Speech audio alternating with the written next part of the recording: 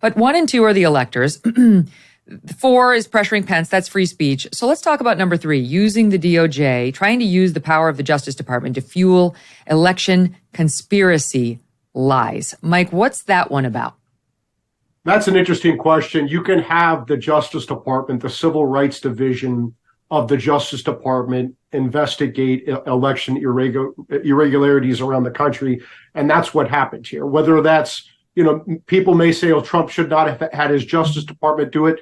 That's one thing, but it's not criminal for President Trump to have his Justice Department investigate here. And that's the problem. They're taking conduct that is political, but it's not a felony. And they're trying to wrap this all up into a felony. And that's why the Supreme Court is never going to uphold this conviction.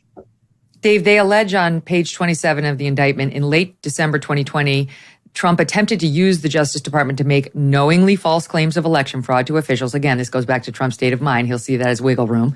But they say knowingly false claims of election fraud to officials in the targeted states. These are the swing states that he needed to go into his column to win. Through a formal letter under the acting attorney general's signature. This was the proposal that Trump wanted this AG to do, thus giving the defendant's lies the backing of the federal government and attempting to improperly influence the targeted states to replace legitimate Biden electors with the defendants. Now, let me just ask you back to this one, Dave. Is this illegal that he, let's say he did go to pressure the AG or the assistant AG at the time, and this, well, we understand he did because the assistant AG said, I'm not doing that.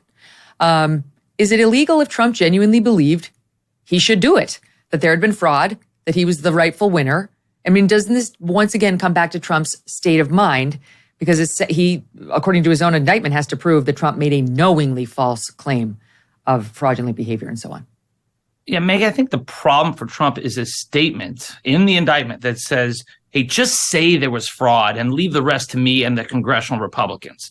That's going to come back to bite him. Now, if that was it and he can get on the stand and testify that he honestly believed the election was stolen, he'd have a shot. But is he really going to testify? I think Jack Smith's got him in a trick bag here because to establish a state of mind defense, he's got to take the stand. His other possible defense is advice of counsel. He was relying on lawyers, whether it's Eastman or Sidney Powell. He's got to take the stand for that one, too. So that's a problem. But I do think that you and Mike have a point in that it will be harder, I think, to prosecute Trump for the DOJ matter than other things because the letter was never sent. So the conspiracy was never effectuated. And that's a defense that, look, Trump ultimately rejected the letter.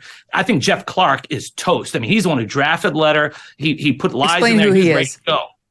Jeff Clark is the low-level environmental lawyer in there who was elevated by Trump because he went to Trump behind the backs of his superiors to say, at hey, DOJ. name me. Yeah, DOJ, name me acting AG, and I will send this letter to the states saying you got to redo it because there's fraud in the election. And so his superiors found out about it and said, stop going around our backs, stop talking to the boss.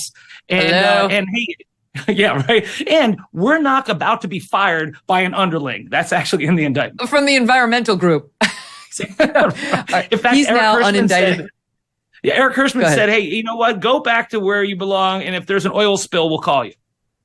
So he's now unindicted co-conspirator number 4. Just as a quick FYI, are these unindicted co-conspirators like Giuliani, Powell, Clark, and others, Eastman, we don't know who the last one is, are they going to be indicted co-conspirators soon, do we think, Dave? Yes, I think they will all be indicted. The reason why Jack Smith didn't indict him now is that he wants this thing expedited. He knows that if they added the other 6, it would slow things down. He wants this case tried before the election.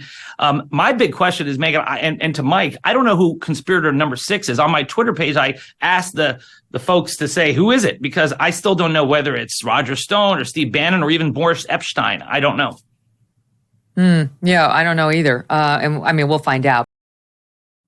This summer, big box retailers are seeking a massive big government handout from Congress, paid for by consumers, smaller financial institutions, community banks, and local credit unions. That's according to the Electronics Payment Coalition, a sponsor of today's episode. It's called the Credit Card Competition Act, aka the Big Box Bill. Mega retailers are in favor of it, but the Electronics Payment Coalition is not. They say this big box bill would actually transfer billions from consumers to retailers through eliminating popular credit card rewards programs, weakening cybersecurity protections, and reducing overall access to credit for people who need it most. You can visit stopthebigboxbaitandSwitch.com to learn more. That's stopthebigboxbaitandSwitch.com. The link is in the description. Learn more, and if you want to help them, tell your legislator to stand up to the retail giants and to support consumers and small businesses. Hey, thanks so much for watching. If you like what you just saw, hit the subscribe button for more clips and full episodes.